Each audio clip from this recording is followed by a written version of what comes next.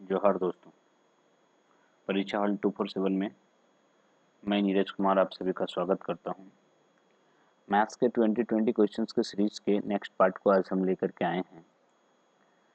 चलिए देखते हैं हम लोग मैथ्स के 20 उपयोगी क्वेश्चंस को जो आने वाले किसी भी कॉम्पिटिटिव एग्जामिनेशन में आपको 100% अंक लाने में महत्वपूर्ण योगदान देगा। कहता है average age of 40 student of A class is 15 years. Class में टोटल स्टूडेंट्स कितने हैं?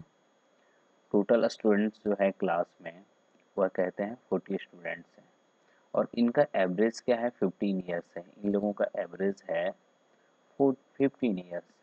अच्छा, आप जानते हैं कि जितने लोगों का एवरेज है और जितने लोग हैं, जितना एवरेज है और जितने लोग हैं उसको मल्टीप्लाई करेंगे, टोटल का एज का सम हो जाएगा 600।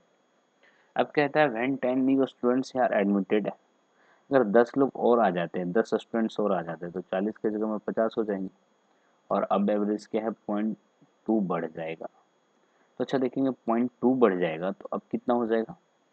कितना हो जाएगा? अब देखेंगे, इसको गुना करेंगे तो कितना आएगा?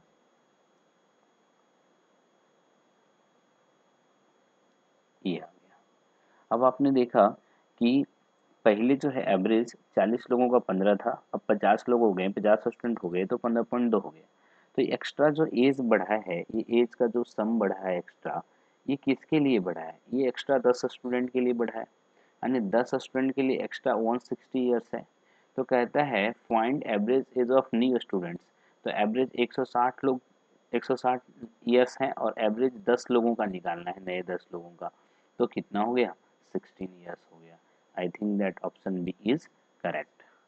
सो we will move on question number next. Question number next is by what percent area of a rectangle decrease if its length is increased by 20% and breadth is decreased by 20%। कहता है कि किसी भी एक रेक्टेंगल का area कितना percent decrease होगा यदि इसका लेंथ को ना 20% इंक्रीज किया जाए और ब्रेथ को इसका 20% डिक्रीज किया जाए। बड़ा सिंपल सा है। ऐसे क्वेश्चंस को इतने इजी टेक्निक से आपको मैं बताता हूँ, ध्यान देंगे। इससे क्वेश्चंस को बनाने के लिए सबसे पहले क्या करेंगे, मैं पेन का कलर चेंज कर लेता हूँ एक बार।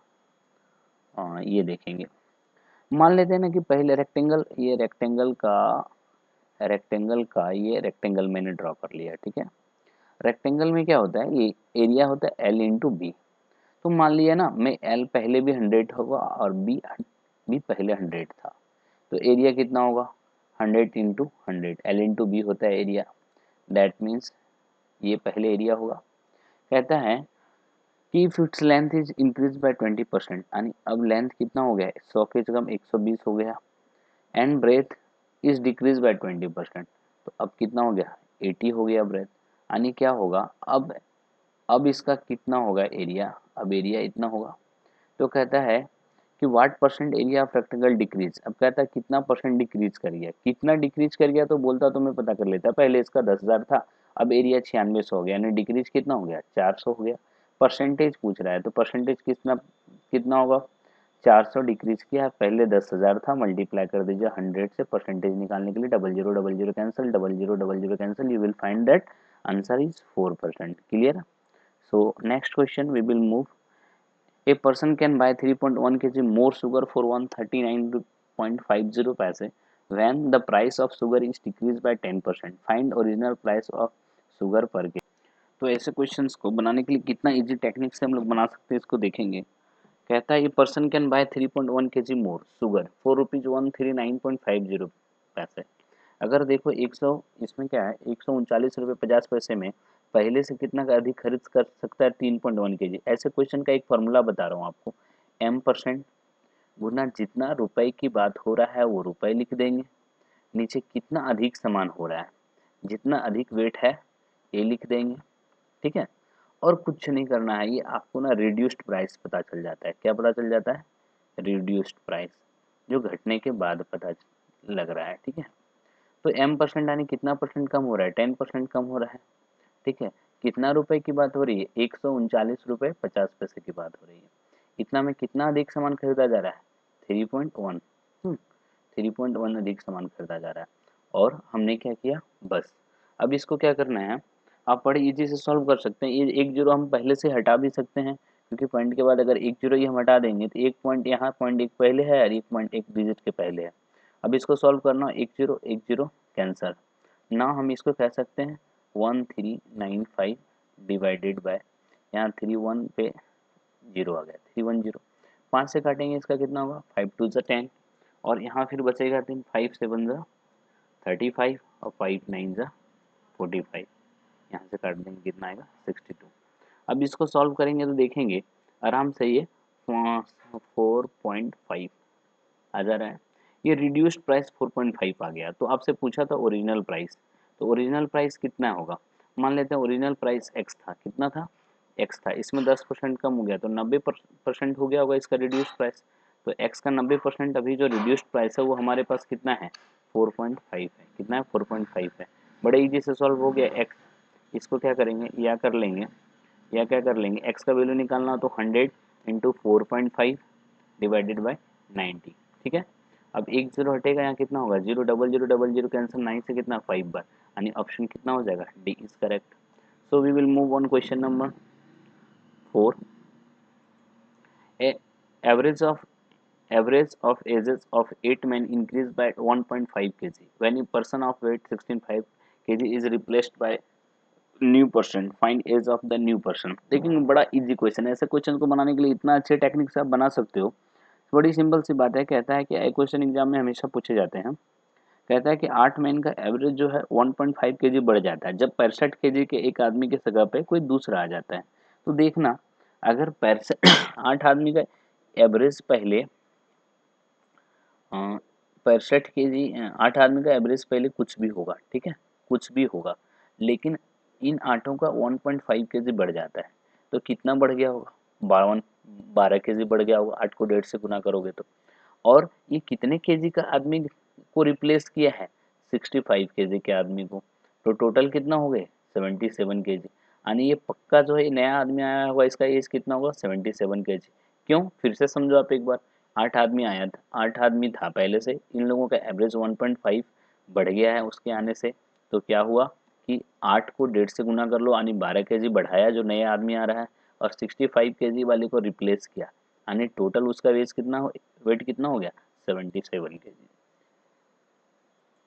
देखेंगे next question, the time taken by a 180 metre long train running at a speed of 54 kilometre per hour to cross a man standing on the platform is. देखेंगे ट्रेन चैप्टर के question हमेशा ही हर exam में पूछे जाते हैं, हर competitive examination में। इसमें बड़ी सिंपल सी बात है कि ट्रेन चैप्टर को बनाने के लिए आपको एक चीज़ को ध्यान रखना पड़ेगा। जब ट्रेन किसी पोल को पार करता है, जब ट्रेन किसी इलेक्ट्रिसिटी पोल को पार करता है, किसी व्यक्ति को पार करता है, तो इस समय ना ट्रेन सिर्फ खुद की लंबाई पार करती है। लेकिन जब ट्रेन किसी ब्रिज को पार करता है, किसी प्लेटफॉर्म को पार करता है, किसी दूसरे ट्रेन को पार करता है, उस समय ट्रेन अपनी लंबाई प्लस उस चीज़ की लंबाई पार करती है। तो यहाँ किसको पार कर रहा है, standing man on the platform. तो इस समय ट्रेन खुद की लंबाई पार कर रही होगी। तो कहता है कि द टाइम टेकन, यानी आपसे क्या पूछ रहा है, टाइम पूछ रहा है। बड़ी सिंपल सा बात कह सकते हो, टाइम बराबर क्या होता है, डिस्टेंस बाय स्पीड। टाइम बराबर डिस्टेंस बाय स्पीड। डिस्टेंस कितना है, हमने क्या बोला, जब ट्रेन किसी व्यक्ति को पार कर रहा है, खुद को पार कर रहा है, तो ट्रेन की खुद की लंबाई डिस्टेंस आनी कितनी 180 मीटर है। और ये किस स्पीड से जा रहा है 54 किलोमीटर। ये मीटर में, 1 किलोमीटर पर आवर में, तो इसको मीटर पर सेकंड में चेंज करेंगे, 5/18 से मल्टीप्लाई करेंगे। किलोमीटर पर आवर को मीटर पर सेकंड में चेंज करने के लिए 5/18 से गुना करते हैं। तो यहाँ क्या होगा 5 से, ये पहले ऐसा कर लो, हाँ 5 से 36 टाइम में कट जाएंगे।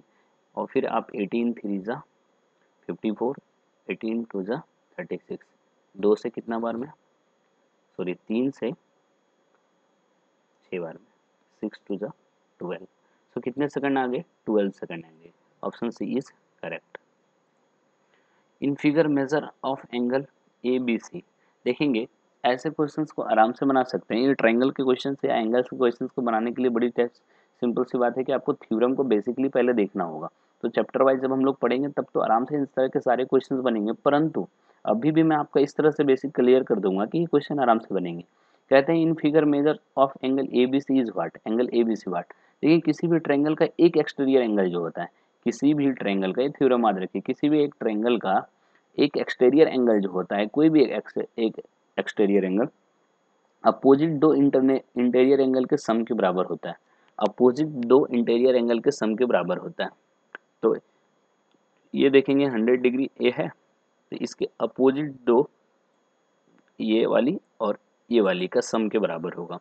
तो आप इसको देखते हो, अगर ये 100 डिग्री है तो इन दोनों का सम कितना 100 होनी चाहिए, जिसमें एक का 40 है तो दूसरे का कितना होगा 60। So option A is correct.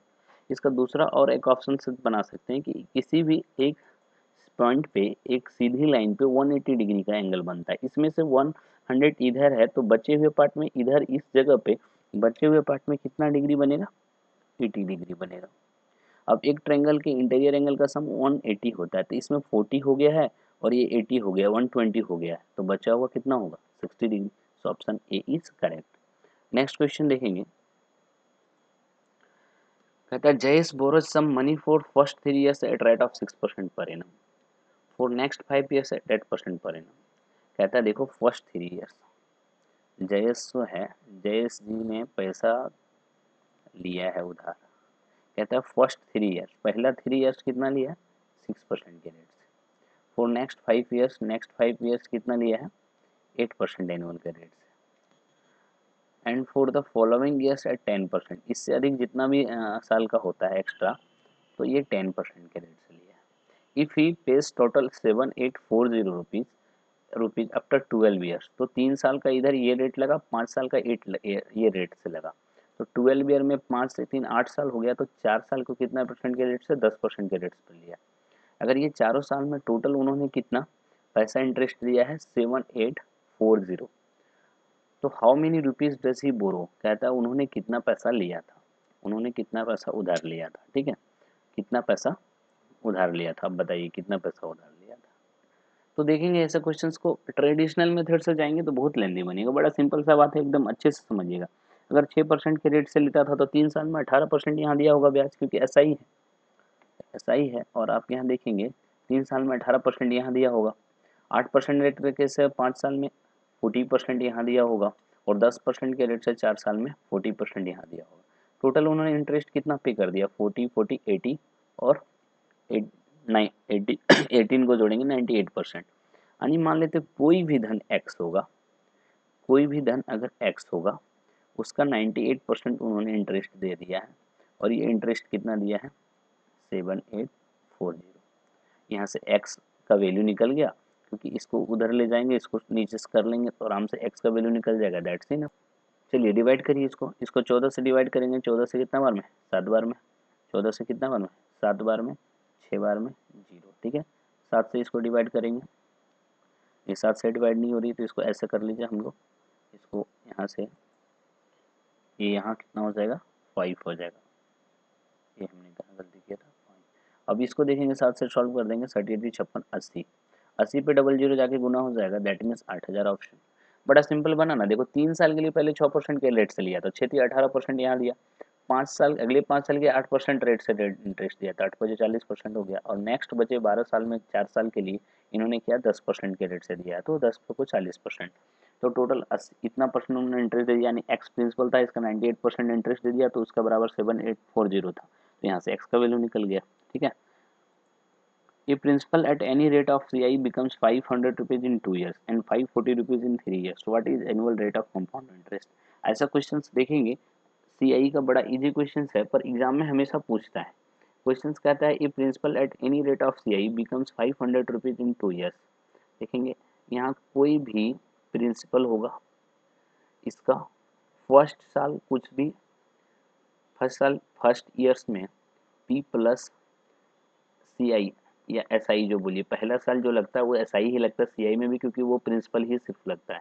First year में कुछ भी हुआ, फिर कहता है सेकेंड ईयर में जो है, ये फर्स्ट ईयर का नहीं दिया हुआ, कहता है सेकेंड ईयर में कितना हो गया था 500 रुपीज़ हुआ, हो गया कितना हो गया, and 540 rupees in 3 year, third year, और थर्ड ईयर में वह धन कितना हो गया 540 रुपीज़ हो गया।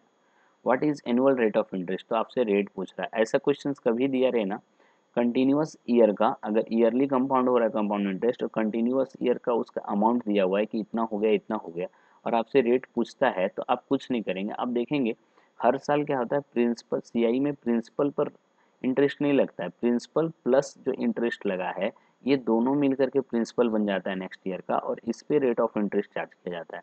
तो आप देखेंगे दूसरा साल के अंत में 500 रुपये था, तो तीसरा साल में जो इंटरेस्ट चार्ज हुआ होगा इसी प्रिंसिपल पे हुआ होगा। हालांकि यह प्रिंसिपल प्लस इंटरेस्ट है, लेकिन सीआई में ऐसा ही होता है। तो 500 रुपये को 540 रुपये थर्ड ईयर में हो गए, यानी देख रहे हो कि ये 40 रुपया इंटरेस्ट लगा हुआ किस में, थर्ड साल में। थर्ड साल में 40 रुपया किस पे लगा, 500 पे लगा। तो रेट निकाल लेंगे हम, कैसे निकाल लेंगे, 40 रुपया रेट लगा, इंटरेस्ट लगा किस पे, 500 रुपये पे, परसेंटेज गुना कर लीजिए 100 से। सो नाउ वो 0000 कैंसिल, 5 से कितना बार में, 8 बार में। So 8% is the right answer, option A is correct. In figure find the value of Y. अभी कुछ देर पहले कुछ क्वेश्चंस में हमने क्या देखा था कि यहाँ जो भी टोटल एंगल बनते हैं वह एक पॉइंट पे किसी भी स्ट्रेट लाइन पे एक पॉइंट पे 180 डिग्री बनते हैं। यहाँ पॉइंट पे 180 डिग्री बनना है, जिसमें से इधर 40 डिग्री दिया हुआ है, तो 3y प्लस 2y, 180 में 40 डिग्री दिया हुआ है, तो अगर इस पार्ट को छोड़ दें, एंगल ए ओ डैश ये छोड़ दें, तो 3y प्लस 2y का वैल्यू 180 माइनस 40 होगा। तो 180 में 40 चला गया यानी 140, 3y प्लस 2y यानी क्या कर सकते हो, 3y प्लस 2y का जो वैल्यू होगा वह 140 होगा।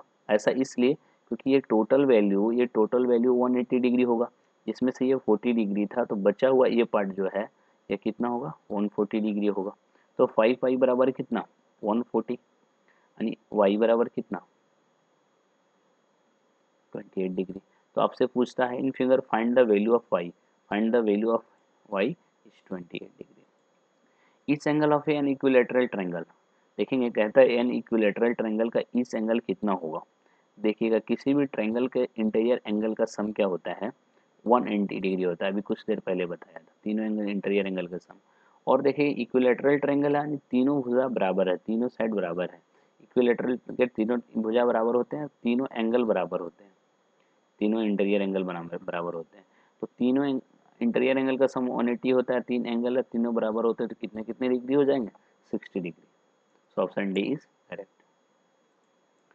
ए can plot 2/5 of a field in 6 days. देखिए क्वेश्चन टाइम एंड वर्क कहता है ए कितना काम कर सकता है, 2/5 कर सकता है इन 6 डेज, कितने डेज में, 6 डेज में। आप देखेंगे किसी पार्ट का काम का डेज दिया हो कि ये 2/5 6 डेज में कर रहा है, तो अगर पूरा निकालना हो तो इसको क्या करोगे, जस्ट 5/2 कर दो, पलट दो और 6 से गुना कर दो, यानी 6×5 30 में 2 से डिवाइड होगा, यानी पूरा काम कितने दिनों में करेगा, 15 डेज में करेगा। आगे देखिए while B ploughs 1/3 of the field in 10 days. B का केस देख लो, बी क्या है, 1/3 को क्या करता है कितने दिनों में, 10 डेज में। तो ये भी पूरा काम कितने समय में कर लेगा, 3/1 इंटू 10 डेज। तो ये कितने दिन में करेगा, 30 डेज। तो कहता है how many days will they together take to plough 4/5 of the same field. अब देखेंगे क्वेश्चन टाइम एंड ओवर का पहला क्वेश्चन की तरह हो गया, अगर अच्छे से ध्यान दे करके बनाएंगे तो। कैसे, ये देखिए क्या कर रहा है, कहता है ये, अब ये जान गए कि कितने समय में, 15 डेज में पूरा खेत को जोत सकता है। बी इसी खेत को जोतने में 30 डेज लगाएगा, तो ये दोनों का एलसीएम लेंगे, 30 आएगा, यानी टोटल काम यही करना है। लेकिन यहाँ ये नहीं कहता how many days will they together take to plough 4/5 of the work. तो ये देखेंगे 30 है, इसका 4/5 काम को करने में कितना समय लगेगा, इसका 4/5 कितना काम हो जाएगा भाई, यानी 24 काम को करने में ये दोनों मिलके कितना करेगा। तो 15 दिन में 30 काम करेगा, ये तो एक दिन में 2 काम कर रहा होगा टाइम एंड वर्क के इजी टेक्निक से।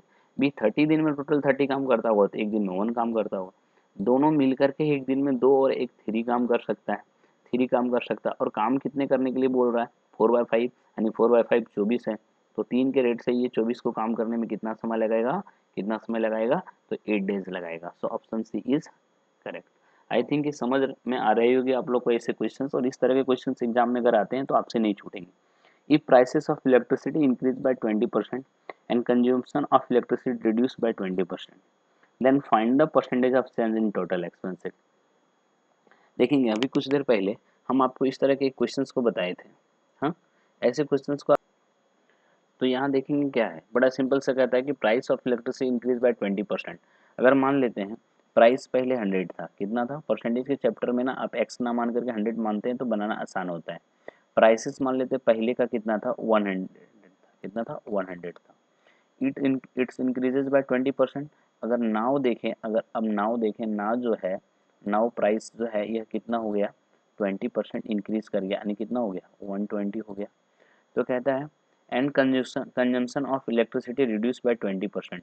अच्छा देखिए, पहले कंजम्पशन मान लेते हैं 100 ही था, कितना था समझने के लिए, और अब कंजम्पशन कितना 20% रिड्यूस हो गया, यानी अब कंजम्पशन कितना हो गया 80। Then find the percentage change in total expenditure. पहले 100 इंटू 100, प्राइस 100 था, कंजम्पशन भी 100 था, तो कितना हो रहा था 100 पे 00, यही हो रहा था। अब कितना हो गया 960 एक्सपेंडिचर, क्योंकि अब प्राइस 120 हो गया, कंजम्पशन 180। तो देखो तो अब कितना चेंजेस आ गया यार, कितना एक्सपेंडिचर में चेंजेस आ गया, 400 चेंजेस आ गया। परसेंटेज चेंज की बात करेंगे 400 पहले होता था कितना 10,000 गुना 100, तो 0000 कैंसिल करेंगे, 0000 4%। इससे भी इजी तरीके से आप बना सकते थे, ठीक है, पर ना मैं समझाने के लिए आपको 100 लेकर के बताया ताकि आप अच्छे से समझ जाए। देखेंगे यहाँ दोनों ऑप्शन 4% है, सो ये मिस प्रिंटिंग है, but right answer is 4%, option पे नहीं करना है, ठीक है। A shopkeeper marks 20% more than cost price of his product and gives a discount of 5%. Find his percentage profit. Profit and loss का ये सबसे इम्पोर्टेंट क्वेश्चन में से एक है, क्योंकि इस तरह के क्वेश्चंस मतलब इसमें से कुछ और भी ऐड करके देते हैं, हमेशा एग्जाम में पूछे जाते हैं। कहते हैं shopkeeper marks 20% more than cost price, ठीक है। मान लेते हैं सीपी कितना है 100 है, तो मार्क प्राइस कितना है, क्या कहता है इसे 20% अधिक बढ़ा के रखा है, यानी कितना 120 करके रखा है, and gives a discount of 5%, यानी यह डिस्काउंट दे रहा है, आप कितना दे रहा है डिस्काउंट 5% दे रहा है, यानी 120 है, इसका 5% डिस्काउंट दे रहा है, ठीक है। तो आप किस कैसे करेंगे, 20 से 6 बार में, 20 से 5 बार में, 5 और 5 कैंसल, यानी 6 रुपये डिस्काउंट दे रहा है, कितना दे रहा है 6 रुपये डिस्काउंट दे रहा है, यानी अब सेलिंग प्राइस जो हो जाएगा, सेलिंग प्राइस जो होगा वह 120 रुपया में 6 रुपये डिस्काउंट है, यानी कितना है 114 रुपये। तो कहता है फाइंड हिज परसेंटेज प्रॉफिट। अब बड़ा सिंपल सा बात है कि 100 रुपये में खरीदा था और अभी भी 20% बढ़ा के रखा था और 5% डिस्काउंट दिया, तो भी 114 रुपये में बेच रहा है, तो 100 रुपये का चीज 114 रुपये में बेच रहा है, यानी 14% प्रॉफिट है ना। So option C B is correct. हाँ, A and B can complete a work in 72 days. कहता है देखो इस क्वेश्चन को, टाइम एंड वर्क को, A and B can complete a work in 72 days and B and C can complete in 120 days. कितने दिनों में, A and C and A in 90 days, C और ए जो है ना ये कितने दिनों में 90 days. If they all work together how much work will be completed in 3 days. देखो सबसे पहले ना इस तरह के क्वेश्चन जब भी रहे, इतने दिनों में ए करता है, इतने दिनों में ए बी करता है, इतने दिनों में बी सी करता है, लाइक दैट, सबसे पहले इन तीनों का एलसीएम ले लो, जो एलसीएम आएगा वही टोटल वर्क हो जाएगा, क्योंकि ये टोटल वर्क हो गया, तो टोटल वर्क कितने दिनों में, टोटल वर्क इतने दिनों में ए बी करता है, तो डिवाइड करके एक दिन में ए बी का काम निकाल लेंगे। टोटल वर्क बी सी इतने दिनों में करता है, तो एक दिन में बी सी का काम निकाल लेंगे, सी ए का भी सेम किस्त लगा लेंगे। तो सबसे पहले क्या करेंगे हम लोग, इसका एलसीएम ले लेंगे। तो इन तीनों का एलसीएम मुझे दिख रहा है कि 360 होगा, कितना होगा 360 होगा। So total work is 360। 72 दिनों में 360 काम, एक दिनों में 5 काम। ए बी और सी एक दिन में 3 काम, और सी और ये एक दिन में 4 काम। अच्छा ए बी सी अगर सिर्फ बात करें, if they all work together how much work will be completed in 3 days. अब देखो हम सबसे पहले निकालेंगे ए बी सी कितने दिनों में काम करता है। तो देखो तो ए बी सी का एक दिन में कम वर्क कितना हो जाएगा, ए प्लस बी, ए प्लस बी का एक दिन का काम 5 है, बी प्लस सी का एक दिन का काम कितना है जी 3 है, और सी प्लस ए का एक दिन का काम कितना है 4 है। यानी 5 प्लस 3 प्लस 4 किसका काम हो गया 2 ए, एक ए और एक ए, एक बी 2 बी का, और एक सी और एक सी, यानी 2 सी का। आपने देखा 2 कॉमन ले हुए तो ए प्लस बी प्लस सी, 5 3 8 और 6 सॉरी 4 है, 5 3 8 4 12। सो आप देखेंगे ए प्लस बी का ए प्लस बी प्लस सी का एक दिन का काम कितना हो गया 6, ए प्लस बी प्लस सी का एक दिन का काम कितना हो गया 6, तो एक दिन का काम इन लोगों का 6 हो गया, तो 3 दिन में कहता है if they all work together how much work will be completed in 3 days. तो एक दिन में तीनों मिलकर 6 काम कर ले रहा है, तो 3 दिन में इन लोग कितना काम कर लेगा 6 या 18 काम, तो कितना काम खत्म हो जाएगा। देखो 18 काम तीनों मिल करके 3 दिन में काम खत्म कर देगा, 18 काम और 360 काम है टोटल, तो कितना काम हो जाएगा 1/20 काम इन लोग कंप्लीट कर लेगा, ऑप्शन सी। तो देखो आप इतना लेंदी ना करो तो भी समझ में आ जाएगी, अगर ऐसे इस पार्ट को आप ना करो, इसको हटा भी दो तो भी बन सकते हैं आपके। करना क्या, आप एलसीएम ले लिए, तीनों का एक दिन का काम निकाल लिया। तो देखो ए और बी 5 काम करता है, बी सी 3 काम करता है और सी ए 4 काम करता है। तो आप यहाँ देखोगे 5 3 8 4 12, 5 5 3 8 और 4 12। ये दो बी दो सी कर रहा था, 12 काम दो दो इफिशियंसी लेकर के काम कर रहा था, एक एक इफिशियंसी सिर्फ एक बी सी रहे तो कितना 6 काम निकल जाएगा। 12 काम का आधा कर देंगे तो 6 काम हो जाएगा। तो 6 काम एक दिन में, तो 3 दिन में इन लोग कितना काम करेगा, ये पूछा। एक दिन में 6 काम, 3 दिन में 18 काम, टोटल काम कितना हुआ 18, और काम टोटल होना था 360, तो टोटल काम कितना हो गया 1/20 पार्ट हो गया। So we will move on question number 15। P and Q can complete a work in 12 days. P and Q 12 days. Q and R in 15 days. And R and P in 20 days. In how many will days P alone can complete the work? इससे पहले वाले question की तरह सबसे पहले ये तीनों का क्या करो, एलसीएम ले लो। एलसीएम कितना हो गया 60। P और Q 12 दिन में 60 काम, एक दिन में इन लोग 5 काम। Q और 15 दिन में 60 काम, एक दिन में 4 काम। RP 20 दिन में 60 काम, एक दिन में 3 काम। तो अब देखेंगे पी क्यू आर कितने दिनों में करेगा। सबसे पहले आप पी निकालने के लिए पहले पी क्यू आर निकाल लो। पी क्यू आर कितने दिनों में करेगा ये निकाल सकते हो। कैसे, 5 4 9 3 12। 12 काम कौन कर रहा है, 2 पी 2 क्यू 2 आर मिल करके। तो ये एक पी एक क्यू और एक आर तीनों मिल करके 6 काम करेगा। तो 60 काम को 6 काम के रेट से करेगा। तो पी क्यू आर कितने दिनों में कर लेगा, 10 डेज में। तो कहता है अब एक नया क्वेश्चन तैयार हो गया। अब एक नया क्वेश्चन तैयार हो गया इजी सॉल्व करने के लिए। पी क्यू आर अब कितने दिनों में कर ले रहा है, 10 दिनों में। और आपसे पूछा है पी कितने दिनों में करेगा। तो पी क्यू में, पी क्यू आर में क्यू आर को हटा देंगे तो पी हो जाएगा। तो क्यू आर कितने दिनों में कर रहा था, 15 दिनों में कर रहा था। कितने दिनों में, 15 दिनों में। तो आप देख सकते हो 10 और 15 का एलसीएम क्या निकाल सकते हो। पी क्यू आर 10 दिनों में, क्यू आर कितने दिनों में, 15 दिनों में। तो ये दोनों का एलसीएम कितना हो जाएगा, 10 और 15 का 30। पी क्यू आर एक का दिन का काम 30 है और 15 का दूना 30, एक दिन का काम 2। तो पी क्यू आर में क्यू आर का काम, पी क्यू आर का एक दिन का काम 3 था जिसमें से क्यू आर का काम 2 था। तो एक काम घटा देंगे कितना आएगा 30। तो एक काम किसका आएगा, पी का। पी एक दिन में एक काम, तो 30 काम करने के लिए पी कितना समय लगेगा, 30 डेज लगाएगा। A shopkeeper gets 10% profit by selling tea for rupees 6 rupees 60 पैसे. If he sells it for 9 rupees, what will be his percentage profit? देखेंगे इस क्वेश्चन को। सेलिंग प्राइस अगर 6 रुपीज 60 पैसे है तो शॉपकीपर प्रॉफिट कमा रहा है 10% का। ठीक है। If he sells it rupees 90, नया कंडीशन कहता है 9 रुपीज में बेच रहा है। नया सेलिंग प्राइस कितना है, 9 रुपीज में। What will be his percentage profit. तो देखोगे नया सेलिंग प्राइस, ये न्यू सेलिंग प्राइस जो है वह 9 रुपीज है। If he sells it for rupees 9 rupees, what will be his percentage profit. तो परसेंटेज प्रॉफिट निकालने के लिए पहले तो सीपी निकालना होगा। सीपी इसके सहारे से निकाल सकते हैं। सीपी यहाँ कैसे निकाल सकते हैं, सेलिंग प्राइस था इतना और ये कितना परसेंट के बराबर है, 100 रुपये अपने आप में सीपी होगा, 10% प्रॉफिट कमाया, यानी 110% के बराबर होगा। सीपी को 100 से गुना करेंगे, सीपी निकाल लेंगे। तो यहाँ से देखेंगे सीपी हमारा 600 आ गया। सीपी अगर हमारा 600 आ गया तो यहाँ अगर सेलिंग प्राइस, एक मिनट, सीपी 6 आ गया, सॉरी सीपी कितना आ गया, 6 आ गया। देन हम लोग क्या करेंगे, इसको सीपी 6 आ गया। अब कहता है कि इसे 9 रुपये में बेचने से कितना प्रॉफिट होगा। तो देख रहे हैं 6 रुपये का चीज़ अगर 9 रुपये में बेच रहे हो तो कितना प्रॉफिट हो गया, जस्ट 6 का आधा यानी 50%, यानी कितना परसेंट हो जाएगा, 50%। ये shopkeeper buys 144 things at rate of ₹90 per पैसे। तो देखेंगे कॉस्ट प्राइस कितना हो गया, कॉस्ट प्राइस हो गया 144 चीज़ें खरीदी थी और किस पैसे के रेट से, 90 पैसे के रेट से। तो यहाँ सीपी कुछ निकलेगा per thing. 20 things gets broken while carrying if rest of the things sold. अब क्या हुआ, जो सेलिंग प्राइस निकलेगा वह क्या कहता है, 144 चीज़ में 20 चीज़ ना ले जाने में टूट गई, यानी कितना हो गया, 124 चीज़ें बचे होंगे। 20 चीज़ें टूट गई तो, और अब इसे ना 1 रुपये 20 पैसे के रेट से बेचा गया।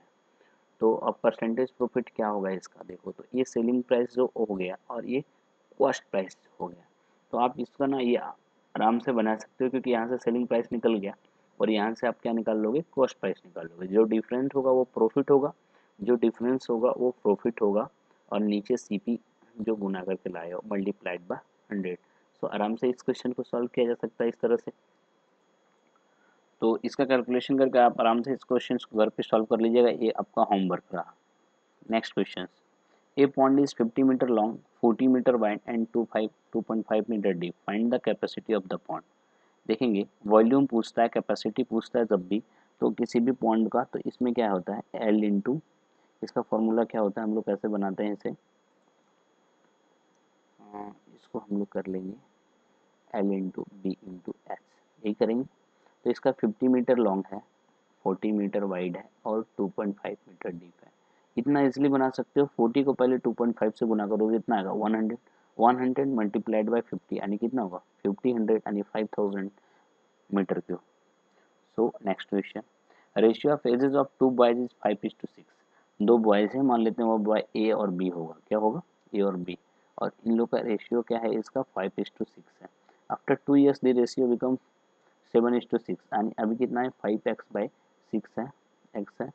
2 साल के बाद, 2 साल दोनों का जोड़ दो दोनों में, तो अब क्या हो जाएगा 7:8 हो जाएगा।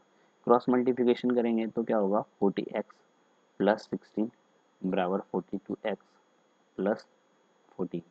यहाँ से देखेंगे 2x बराबर कितना, 2x बराबर 30, x बराबर 15। तो आपसे पूछता है find the ratio of their age after 10 years. तो x का वैल्यू कितना आया 15, x का वैल्यू 15 आ गया, और दोनों बॉयज़ का जो अभी रेशियो है 5x और 6x, 5:6, 5x है और 6x है। और ए और बी का परसेंटेज जो है अभी 15 का वैल्यू x पे पुट कर देंगे जो आया, तो कितना होगा। यहाँ देखेंगे कैलकुलेशन में हम लोग थोड़ा सा मिस्टेक किए हैं। कैलकुलेशन में हम लोगों ने यहाँ क्या मिस्टेक किया है देखेंगे, इसको मिटा लीजिए थोड़ा सा, और फिर से पेन लिख सेलेक्ट करके हम लोग यहाँ देखेंगे कैलकुलेशन को मिस्टेक क्या किए थे।